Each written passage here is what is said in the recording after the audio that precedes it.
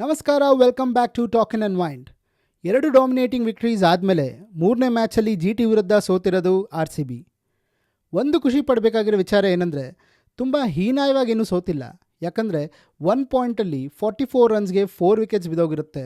But thanks to Jitesh Sharma, Livingstone and Tim David, ಇವ್ರು 3 ಜನ ಆಡಿದ ಇನ್ನಿಂಗ್ಸಿಂದ ಅಟ್ಲೀಸ್ಟ್ 169ಗಾದರೂ ಹೋಯ್ತು ಸ್ಕೋರು. ಇವತ್ತು GT 6 ಬೌಲರ್ಸ್ ಜೊತೆ ಆಡಿದ್ರು. ಅದರಲ್ಲಿ 4 ಜನ ಫಾಸ್ಟ್ ಬೌಲರ್ಸು. ಒಂದು ಬ್ಯಾಟಿಂಗ್ ಪಿಚ್ಚಲ್ಲಿ 6 ಜನ ಬೌಲರ್ಸ್ ಇಟ್ಕೊಂಡು ಏನಕ್ಕೆ ಆಡ್ತಿದ್ದಾರೆ ಅಂತ ಎಲ್ಲರೂ ಯೋಚನೆ ಮಾಡ್ತಿದ್ರೆ, ಇವರ ಸ್ಟ್ರಾಟಜಿನೇ ಬೇರೆ ಆಗಿತ್ತು.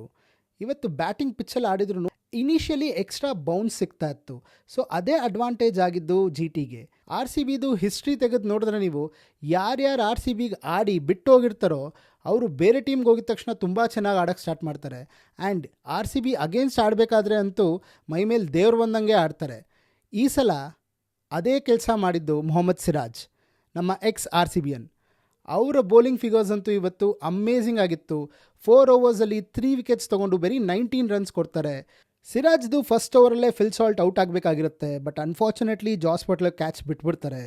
ಫಿಲ್ ಸಾಲ್ಟ್ಗೆ ಒಂದು ಜೀವದಾನ ಸಿಗುತ್ತೆ.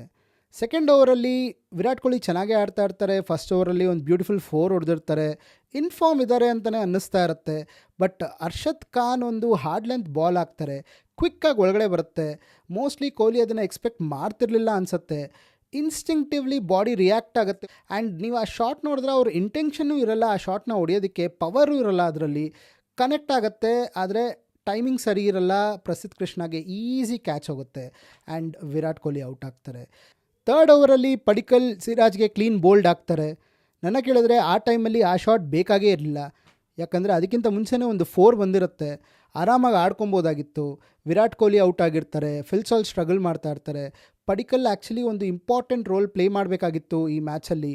ಸೊ ಅದನ್ನು ಅವರು ಮಿಸ್ ಮಾಡ್ಕೊಂಡಿದ್ದಾರೆ. 5th ಓವರಲ್ಲಿ ಅಗೇನ್ ಸಿರಾಜ್ ಮಾಡ್ತಾ ಇರ್ತಾರೆ. ಸಾಲ್ಟೂ ಸೇಮ್ ಮಿಸ್ಟೇಕ್ ಮಾಡ್ತಾರೆ, ಪಡಿಕ್ಕಲ್ ಮಾಡಿದ್ದೇ ಮಿಸ್ಟೇಕು. ಫ್ರಂಟ್ ಫುಟ್ ಬಂದು ವಿಕೆಟ್ ಬಿಟ್ಟು ಹೊಡೆಯೋಕ್ಕೆ ಹೋಗ್ತಾರೆ ಆ್ಯಂಡ್ ಕ್ಲೀನ್ ಬೋಲ್ಡ್. ಸಿರಾಜ್ದು ಬೌಲಿಂಗ್ ನೋಡಿ ಎಷ್ಟು ಡಿಸಿಪ್ಲಿನ್ಡ್ ಆಗಿತ್ತು ಅಂದರೆ, ಸ್ಟಂಪ್ ಟು ಸ್ಟಂಪ್ ಬೌಲಿಂಗ್ ಮಾಡ್ತಿದ್ರು. ಲೈನ್ ಆ್ಯಂಡ್ ಲೆಂತು ಪರ್ಫೆಕ್ಟ್ ಆಗಿತ್ತು. ಜಾಸ್ತಿ ಏನು ವೇರಿಯೇಷನ್ಸ್ ಟ್ರೈ ಮಾಡಿಲ್ಲ, ಎಕ್ಸ್ಟ್ರಾಸ್ ಟ್ರೈ ಮಾಡಿಲ್ಲ. ಕ್ರಿಕೆಟ್ ಬೇಸಿಕ್ಸ್ನ ಫಾಲೋ ಮಾಡ್ಕೊಂಡು ಹೋದರು. ಸೊ ಪವರ್ ಪ್ಲೇಯಲ್ಲೇ 3 ವಿಕೆಟ್ ತೆಗೆದುಬಿಟ್ಟಿದ್ರು GT ಬೌಲರ್ಸು. 2 ಡೌನಲ್ಲಿ ರಜತ್ ಪಟಿದಾರ್ ಬರ್ತಾರೆ, ಆದರೆ ಅವ್ರ ಕೈಲೂ ಜಾಸ್ತಿ ಏನೂ ಮಾಡೋಕ್ಕಾಗಿಲ್ಲ. ಫಸ್ಟ್ 2 ಮ್ಯಾಚಲ್ಲಿ ತುಂಬ ಒಳ್ಳೆ ಕಾಂಟ್ರಿಬ್ಯೂಷನ್ ಇತ್ತು ಇವ್ರದ್ದು, ಆದರೆ ಥರ್ಡ್ ಮ್ಯಾಚಲ್ಲಿ ಸ್ಟ್ರಗಲ್ ಮಾಡಿದ್ದಾರೆ. ಇಶಾಂತ್ ಶರ್ಮಾಗೆ 7th ಓವರಲ್ಲಿ ಔಟ್ ಆಗೋಗ್ತಾರೆ. ಆ್ಯಂಡ್ ಪ್ರಸಿದ್ಧ ಕೃಷ್ಣ ಸ್ಪೆಲ್ ಬಗ್ಗೆ ಮಾತಾಡಲೇಬೇಕು. ಫಸ್ಟ್ 3 ಓವರ್ಸಲ್ಲಿ ಬರೀ 10 ರನ್ಸ್ ಕೊಟ್ಟು RCBನ ಕಟಾಕಿರ್ತಾರೆ. ಸೊ ಇದರಿಂದ ಪ್ರೆಷರ್ ಬಿಲ್ಡ್ ಆಗ್ತಾನೆ ಇರುತ್ತೆ. ಬರೀ ಅವ್ರು ಲಾಸ್ಟ್ ಓವರ್ ಮಾತ್ರ ಸ್ವಲ್ಪ ಎಕ್ಸ್ಪೆನ್ಸಿವ್ ಆಗಿದ್ದರು ಆ್ಯಂಡ್ ಟಿಮ್ ಡೇವಿಡ್ ವಿಕೆಟು ತೆಗೆದ್ರು. ಫಸ್ಟ್ 3 ಓವರ್ಸ್ ವಿಕೆಟ್ ತೆಗೆದಿಲ್ಲ ಅಂದ್ರೂ ಬರೀ 10 ರನ್ಸ್ ಕೊಟ್ಟಿರೋದು. What an amazing spell by Prasidh Krishna, ನಮ್ಮ ಕನ್ನಡಿಗ. ಲಿವಿಂಗ್ಸ್ಟನ್ನು ಇನಿಷಿಯಲಿ ಸ್ಟ್ರಗಲ್ ಮಾಡ್ತಾ ಇರ್ತಾರೆ ಆಡೋದಕ್ಕೆ, ತುಂಬ ಲೂಸ್ ಶಾಟ್ಸ್ ಆಡ್ತಾ ಇರ್ತಾರೆ. ಬಟ್ ಜಿತೇಶ್ ಶರ್ಮಾ ಅಮೇಝಿಂಗ್ ಆಗಿ ಬ್ಯಾಟಿಂಗ್ ಆಡ್ತಾರೆ. ಇಶಾಂತ್ ಶರ್ಮಾ ಅದು ಸೆಕೆಂಡ್ ಓವರಲ್ಲಿ ಸೂಪರ್ಬಾಗಿ ಹೊಡಿತಾರೆ, ಡಿಫ್ರೆಂಟ್ ಆ್ಯಂಗಲ್ಸಲ್ಲಿ. And everything is a clean shot.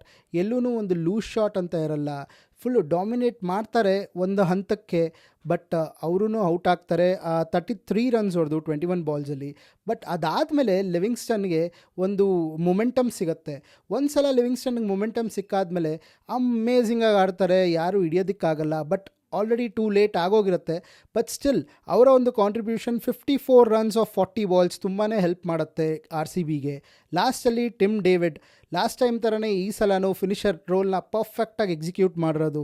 32 runs of 18 balls, amazing ಆಡಿದ್ರು. ಸೊ ಇವು 3 ಜನ ಏನಿದ್ದಾರೆ, ಇವ್ರು 3 ಜನದ ಕಾಂಟ್ರಿಬ್ಯೂಷನಿಂದ ಅಟ್ಲೀಸ್ಟ್ 169 ಆದರೂ ರೀಚ್ ಆಗುತ್ತೆ ಸ್ಕೋರು. ಇಲ್ಲ ಅಂದಿದ್ರೆ ಜಸ್ಟ್ ಇಮ್ಯಾಜಿನ್ 100 ರೀಚ್ ಆಗ್ತಾ ಇರಲಿಲ್ಲ. ಆ ಥರ ಒಂದು ಪರಿಸ್ಥಿತಿಯಲ್ಲಿತ್ತು RCB. ಈ ಸಲ ಬ್ಯಾಟಿಂಗಲ್ಲಿ ಡಿಸಪಾಯಿಂಟ್ ಮಾಡಿರೋದು ಅಂದರೆ ಕೃಣಾಲ್ ಪಾಂಡ್ಯ. ಯಾಕಂದರೆ ಲೋವರ್ ಆರ್ಡ್ರಲ್ಲಿ ಬಂದು ನೀವು ರನ್ಸೇ ಸ್ಕೋರ್ ಮಾಡಿಲ್ಲ ಅಂದರೆ ಟೀಮ್ ಮೇಲೆ ಪ್ರೆಷರ್ ತುಂಬ ಜಾಸ್ತಿ ಆಗುತ್ತೆ.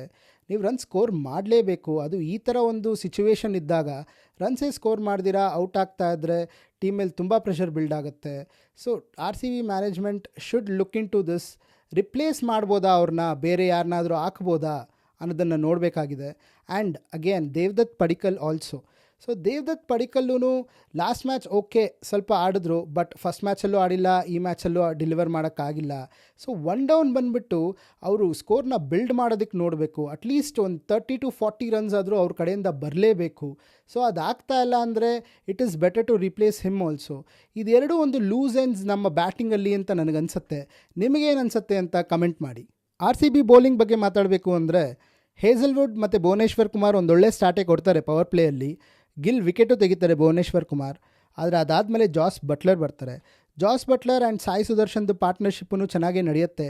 ಆ್ಯಂಡ್ ಸಾಯಿ ಸುದರ್ಶನ್ ತುಂಬ ಒಳ್ಳೆ ಪರ್ಫಾರ್ಮರ್, ತುಂಬ ಚೆನ್ನಾಗಿ ಆಡಿದ್ದಾರೆ. ಕನ್ಸಿಕ್ಯೂಟಿವ್ ಆಗಿ ಪರ್ಫಾರ್ಮ್ ಮಾಡಿಕೊಂಡೇ ಬಂದಿದ್ದಾರೆ GTಗೆ. ಇವತ್ತೂ 49 ರನ್ಸ್ ಹೊಡೆದ್ಬಿಟ್ಟು ಔಟ್ ಆಗ್ತಾರೆ. ಅದಾದಮೇಲೆ ಜಾಸ್ ಬಟ್ಲರ್ ಬಿಕಮ್ಸ್ ಅನ್ಸ್ಟಾಪಬಲ್. ಎಂಥ ಶಾಟ್ಗಳು ಹೊಡೆದಿರೋದು ಇವತ್ತು, ನಿಂತ ಜಾಗದಲ್ಲೇ 6ಗಳು ಹೊಡೆದಿರೋದು. 6, 5, 4, 73 ರನ್ಸ್ ಹೊಡಿತಾರೆ ಜಾಸ್ ಬಟ್ಲರ್. ಅವ್ರ ಜೊತೆಗೆ ರುತಫೋರ್ಡೂ ಒಳ್ಳೆ ಕಾಂಟ್ರಿಬ್ಯೂಟ್ ಮಾಡ್ತಾರೆ.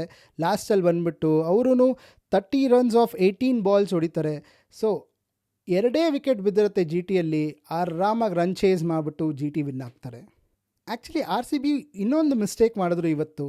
ಏನಂದರೆ ಸುಯಾನ್ ಶರ್ಮಾನ ಆಡಿಸಿಲ್ಲ. ನನಗನ್ಸುತ್ತೆ ಸುಯಾನ್ ಶರ್ಮಾನ ಆಡಿಸ್ಬೇಕಾಗಿತ್ತು ಅಂತ. ಯಾಕಂದರೆ GT ಕಡೆ ಸಾಯಿ ಕಿಶೋರ್ನ ನೋಡಿದ್ರೆ ಎಂಥ ಒಂದು ಅಮೇಝಿಂಗ್ ಸ್ಪೆಲ್ ಆಗಿತ್ತು ಅವ್ರದ್ದು ಇವತ್ತು. 22 ರನ್ಸ್ ಕೊಟ್ಟು 2 ವಿಕೆಟ್ಸ್ ತೊಗೊಂಡಿರ್ತಾರೆ. ಆ್ಯಂಡ್ ಸಾಯಿ ಕಿಶೋರ್ ಮತ್ತು ಸುಯಾನ್ ಶರ್ಮಾದು ಬೌಲಿಂಗ್ ಸ್ಟೈಲೂ ಸ್ವಲ್ಪ ಸಿಮಿಲರ್ ಆಗೇ ಇರುತ್ತೆ. ಇಬ್ಬರೂ ಫಾಸ್ಟ್ ಹಾಕಕ್ಕೆ ಟ್ರೈ ಮಾಡಲ್ಲ ಆ್ಯಂಡ್ ಬಾಲ್ನ ಫ್ಲೈಟ್ ಕೊಡ್ತಾರೆ. ಸಾಯಿ ಕಿಶೋರ್ಗೆ ಇವತ್ತು ಒಳ್ಳೆ ಸಕ್ಸಸ್ ಸಿಕ್ತು ಅದರಿಂದ. ಸೊ ಸುಯಾನ್ ಶರ್ಮಾಗೂ ಸಕ್ಸಸ್ ಸಿಕ್ಕಿರ್ಬೋದೇನೋ ಇವತ್ತು ಆಡಿದಿದ್ರೆ ಅಂತ ನನಗನ್ಸುತ್ತೆ. ನಿಮಗೇನು ಅನಿಸುತ್ತೆ ಅಂತ ಕಮೆಂಟ್ ಮಾಡಿ. ಸೊ RCB ಅವರ ಫಸ್ಟ್ ಮ್ಯಾಚ್ ಸೋತಿದ್ದಾರೆ ಈ ಸೀಸನಲ್ಲಿ. ಸೊ ಅಷ್ಟಕ್ಕೆ ಅವ್ರನ್ನ ಅಂಡರ್ ಎಸ್ಟಿಮೇಟ್ ಮಾಡೋಕ್ಕಾಗಲ್ಲ. It is still a very strong team. Next match Mumbai ಮೇಲಿದೆ. Mumbai is also a strong team. ಅದು ವಾಂಖೇಡೆಯಲ್ಲಿ ನಡೀತಾ ಇರೋದು. ಪ್ರೀವಿಯಸ್ ಮ್ಯಾಚ್ ಅವರು ವಿನ್ ಆಗಿದ್ದಾರೆ, ಅದೇ ಕಾನ್ಫಿಡೆನ್ಸಲ್ಲಿ ಬರ್ತಿರ್ತಾರೆ. ಸೊ ಮುಂಬೈ ಅಗೇನ್ಸ್ಟ್ ಏನಾದರೂ ಚೇಂಜಸ್ ಮಾಡುತ್ತಾ RCB ಅಂತ ಕಾದು ನೋಡಬೇಕಾಗಿದೆ. And hoping for the best, RCBನೇ ವಿನ್ ಆಗೋದು. ಆ್ಯಂಡ್ ಅಗೇನ್ ನಾವು ಪಾಯಿಂಟ್ಸ್ ಟೇಬಲಲ್ಲಿ ಟಾಪ್ಗೆ ಹೋಗ್ತೀವಿ ಅಂತ ಹೇಳ್ತಾ signing off. Thank you for watching. Please subscribe.